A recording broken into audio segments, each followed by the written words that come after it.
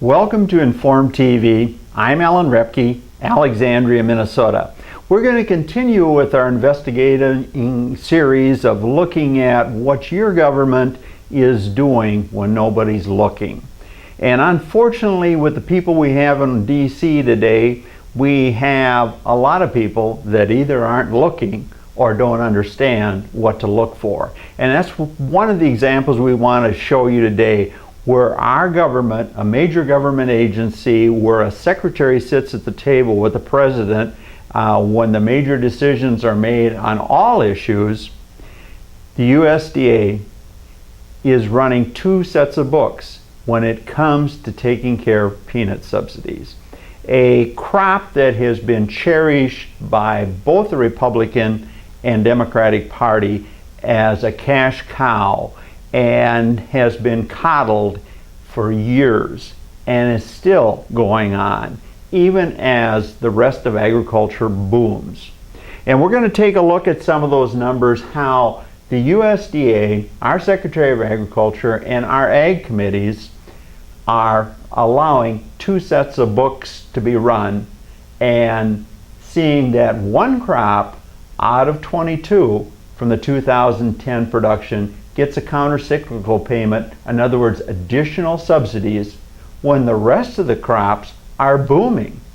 And yet at the same time, you as a consumer, if you buy peanut oil, you're paying an elevated price just like you're doing for corn oil and soybean oil because of high commodity prices. Yet when it comes to taking care of the peanut farmer, you're sending an additional $17 million, or about $9 a ton. So we want to take a look at this and show you how our government is running two sets of books to support a powerful lobby. With that, we're going to take a look, a quick little history of this particular industry that was very powerful and had a very powerful lobbyist, a very powerful congressman, and now is a very powerful senator. And not just Secretary Vilsack, but it goes back to the other secretaries of agriculture. In fact, Schaefer was in the Bush administration. I actually challenged him. I actually took the Secretary of Agriculture to federal court. And but it got thrown out because in federal court, if you want to speak for the people, you have to be a lawyer. You can't be a person of substance, of actually knowing what's going on to try to protect the American people. You have to be a lawyer, or get a group of people together to fund a lawyer. And so this isn't new for your government or your Congress, that they've been challenged on this peanut policy and some of this reporting that's been going on. In fact, the Freedom of Information people even questioned it, and our auditors, our national auditors that look at our government, they questioned it. Is this honest reporting of peanut prices in the subsidy program? Yet we're going to take a quick history here of showing you what the power of this crop that recently we've been only producing about 1.2 million acres. Here in fiscal 2003, when the peanut quota buyout program took place, this group of farmers and peanut quota holders received $1.5 billion from you, the taxpayer. Yet at the same time, all the feed grain crops, corn, sorghum, barley, oats, received about the same amount, just a little over $1.5 billion. But there we're talking 90-some million acres. Here we're talking 1.5 million acres. So when we look at the numbers there, in this particular year, we show that the total amount of money against base acres was over $1,000 an acre that was handed out to the peanut farmer back in the 2002-2003 era under the Freedom to Farm concept, going on with the 2002 bill, a farm bill at that point in time. So we just want to give you a little understanding of the power and the incredible amount of money. In fact, I would say this is the second most powerful crop when it comes to handouts of special interest money. With that, we're going to close this and we're going to take a look at the numbers of how what I call Senator Chambliss and our Secretary of Agriculture running two sets of books to see that the peanut subsidies still flow when all the other crops are enjoying very high prices and we're not giving them this special counter-cyclical payment or additional subsidies. And we should not be doing it to peanuts either. Because in this whole process of the peanut industry getting away from their quota system and getting to what we told was a free market system, it turned out that they actually went to a contract system where our peanut farmers signed, the last few years, signed a contract with a peanut buyer before they ever planted a crop. So if we had any watchdogs in Washington or people that really knew what was going on, they would have waved a red flag saying, what? Once it becomes a contracted crop, you don't give them a $46 an acre guaranteed direct payment whether they plant the crop or not, and you surely don't give them a counter-cyclical payment because it's a contracted crop. They're dealing with the buyer before they commit their acres of their farm because they don't just raise peanuts, they raise soybeans, they raise wheat, they raise corn, they raise other crops as well. This is just one segment of their operation. And cotton, of course, is a huge crop in the peanut growing area, and which also has enjoyed incredible subsidies. And so when we look at this whole environment of no one in government looking out for the taxpayer, only people looking out for special interest, this peanut program is a prime example, and that's why I'm bringing it to your attention. Yet at the same time, when this crop changed from being a crop under quota that the government watched the price very carefully and didn't allow other farmers to raise the crop, and then they converted to what they said was normal markets like corn, soybeans, and those type of thing, an open market system. And the peanut farmers decided, I guess, that didn't work, so they went to a contract crop. It's a specialty crop. It's a minor crop of the major crops produced in the United States, and you have to understand that.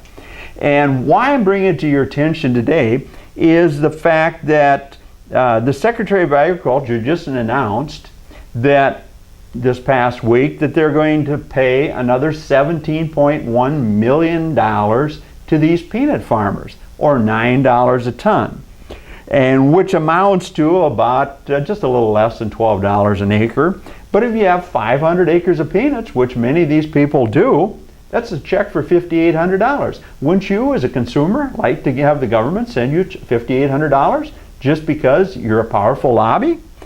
And at the same time, as far as changes in policy, this crop went to a contracted crop before they signed a price, agreed on a price, before it was even planted.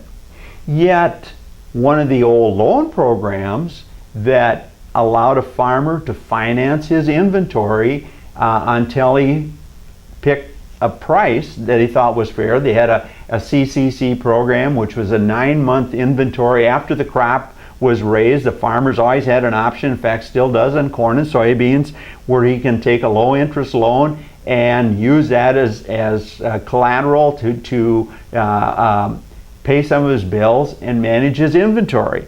Yet here we have a contract crop now where the farmer is fixed. He knows what he's going to get for that crop, the 2009 crop, the 2010 crop, and most of the 2011 crop. Yet the government, U.S. taxpayers, are still providing an inventory loan that really now is enjoyed by the peanut buyer, if you really track the numbers like I've done. In fact, on the 2010 crop, U.S. taxpayers made available to the buyers of these peanuts, indirectly through the farmer, $630 million of money to manage their inventory at an interest rate, get this, about 1.25%. Just think of that. Could you or some industry you're involved in borrow $630 million for the federal government to manage your inventory and do it at 1.25%? Why aren't we letting homeowners do this that are struggling or losing their home? If we can let the big peanut industry borrow money from the government through a scam under the peanut policy, why aren't other people able to tackle this? Or better question, why don't we have people in Washington that's adjusting policy to see that the peanut butter companies, the companies that crush and make peanut oil, or the people that make wash the peanuts and soak them with salt and sell them at the ballpark, can come up with their own inventory money, right? Wouldn't that be a better policy? But at any rate, we had the Secretary of Agriculture saying, well, of 22 crops that are eligible to this countercyclical payment or additional subsidies, part of the direct payment programs that the President talked about this week, and we'll get into that as well, we gave them $9 a ton. Yet this farmer, before he even planted the crop, agreed to a price of $450 a ton, about. And yet at the same time, we have two agencies now in the USDA this past year tracking price. One is the Farm Service Agency, where you have your local county office that many of you are familiar with, and the other is the National Ag Statistics Service. This group has traditionally followed farm prices to set subsidy payments. The Farm Service Agency is the one that sends the checks out. But here, when it comes to peanuts, we have a major conflict as far as how policy and numbers are reported. We'll give you an example. At the start of the marketing year of August 2010, the Farm Service Agency said the price of peanuts was already at $450 a ton. Yet the National Ag Statistic, or NASS, said there were only $414 a ton.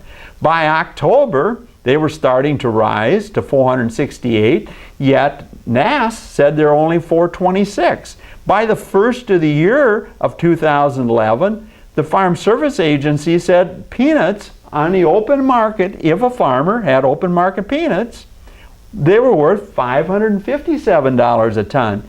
Yet NASS said they're only worth $460. And as we go down the line, as crop prices continue to rise, this $450 a ton peanut was suddenly valued in the marketplace, on the open marketplace, at $650 a ton.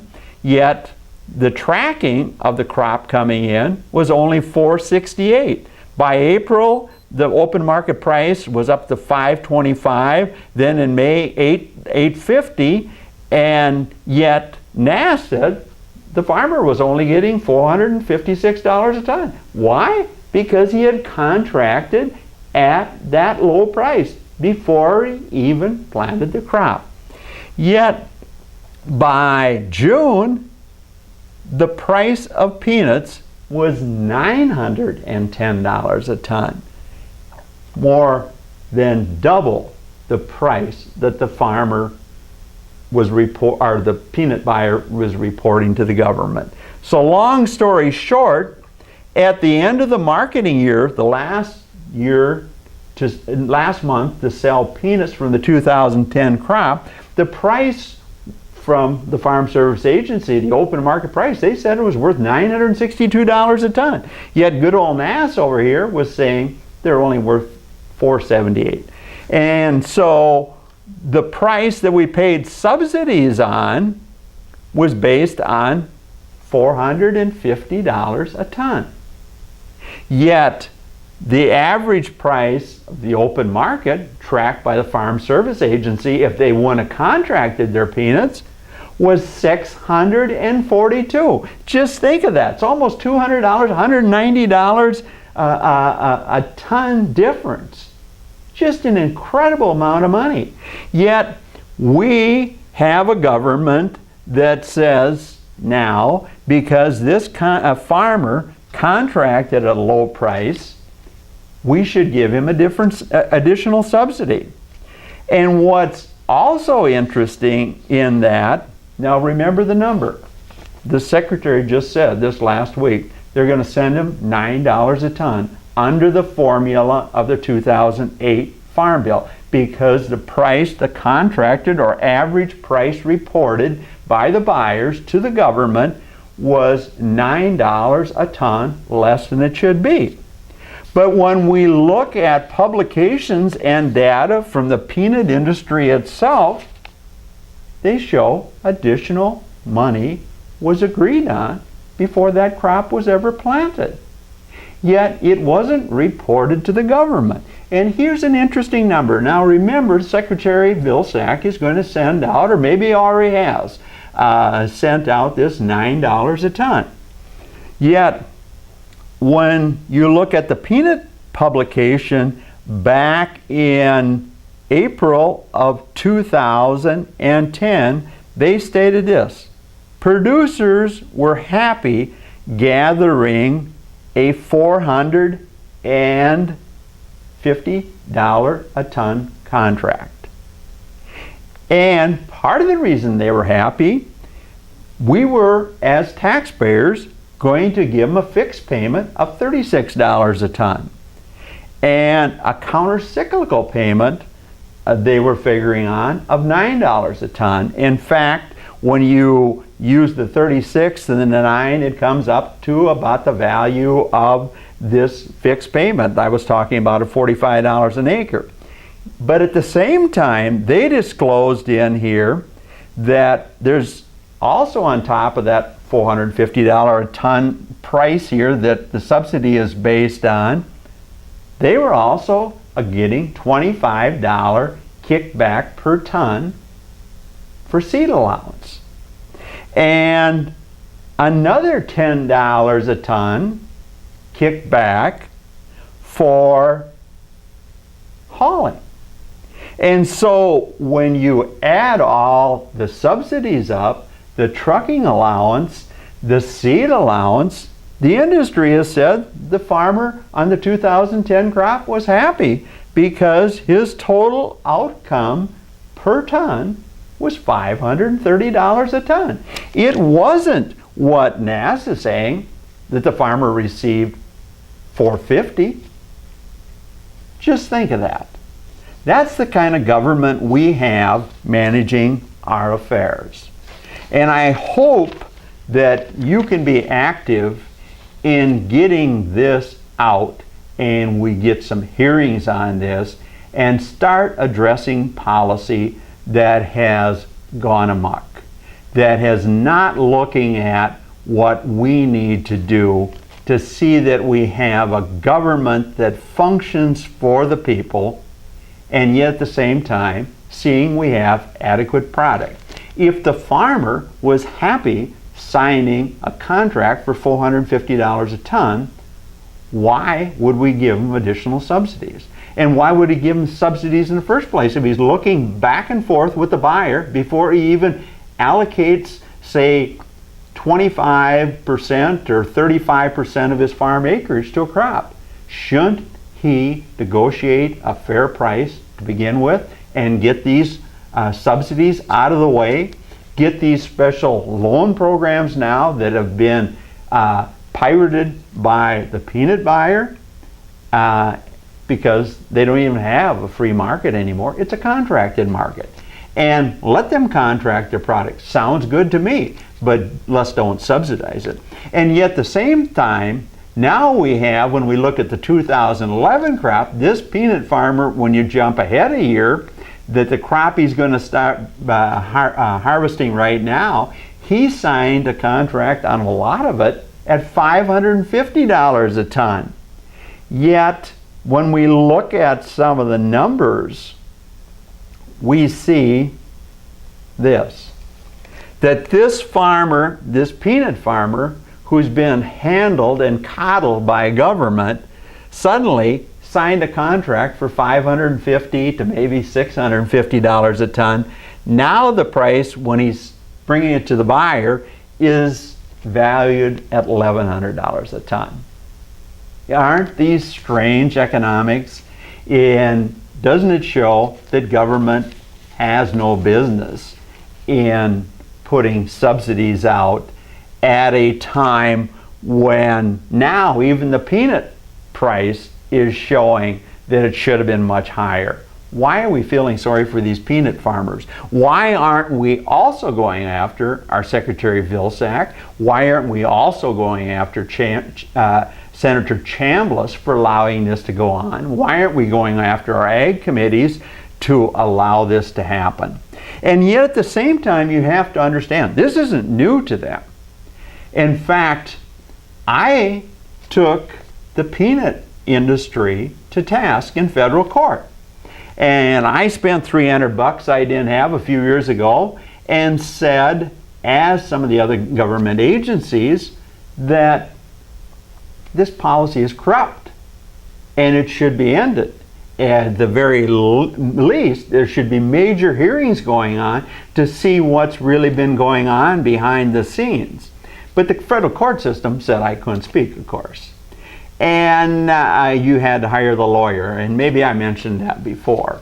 But it just goes to show why, when we have a government doing these kind of things, we can see why we suddenly have $14 trillion in debt. And when we look at the lowly peanut,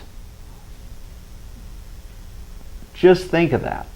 If we can give one crop over $1,000 an acre and then continue year after year, what's going on here? And the point I bring this up this particular week, because the president said he wants to start cutting these programs now, both direct payments, counter-cyclical payments, crop insurance subsidies over a 10-year period. Yet, unfortunately, the president himself has never been involved in business, never made major decisions of how to really cut things.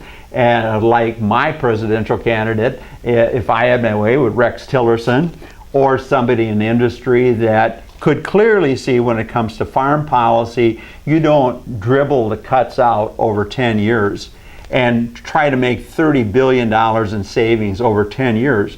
The numbers, when we look at crop insurance, and if you looked at some of my other programs, you'll clearly see that the president, if he was a businessman like myself, like Rex Tillerson, he would save $15 billion in both ending these direct payments, ending subsidies and the government involvement in crop insurance, and save some huge money right away. And I bring up to you, the viewers of Informed TV, agriculture issues, not just because I was heavily involved in them, involved in policy that's still going forward, sugar policy today, that never needed subsidies. It just had sound policy in place to see that the producer was taken care of, and that the sugar was produced, about 85% of it in this country, and good paying jobs in the factories and on the farms brought us the product we need. And so what we're getting at today is, when the president talks about making cuts, when are we, people, as taxpayers, are going to demand that we have people surrounding our president? When are we going to modernize our government? In other words, shrink the numbers when we look at this gang of 12, when we look at this super committee of 12, Are those people going to let people of substance to come before them and tell them what's really going on?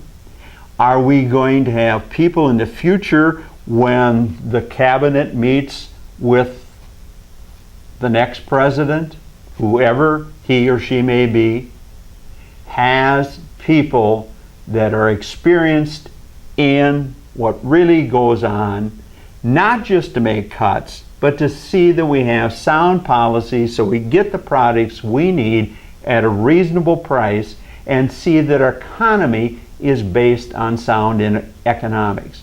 Yet at the same time, our government understands that we have to have fairness. We have to have jobs for people that when they work 40 hours, they make a living wage.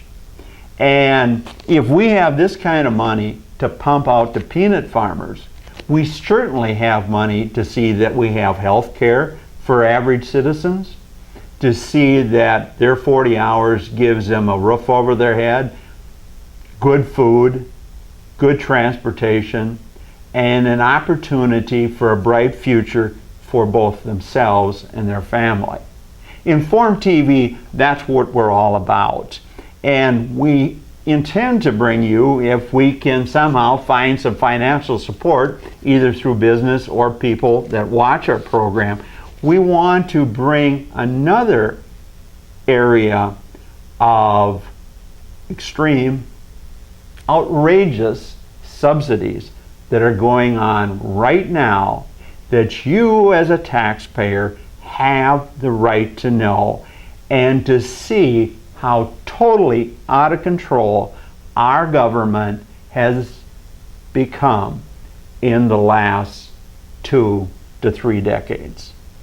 And that we're going to have to put some real people of substance, and we're going to have a real press, such as Informed TV is trying to do for you folks, to see that these outrageous programs are stopped dead in their tracks, and these outrageous compensations for millionaires and billionaires, and we have a fair tax system. We're going to look at taxes. We're going to look at more outrageous policies that you can relate to. That's why I like ag numbers. They're quite simple. They're not in billions and trillions and all this other fluff. They're at a level that common people can understand. So I hope you support Informed TV and see that we stay on the air. I'm Alan Repke at Alexandria, Minnesota, Informed TV, trying to show you, the people, what's really going on with our government, markets, and special interests, and to get ourselves modernized so we have a sound country in the future as well. Thanks for listening. I'm Alan Repke.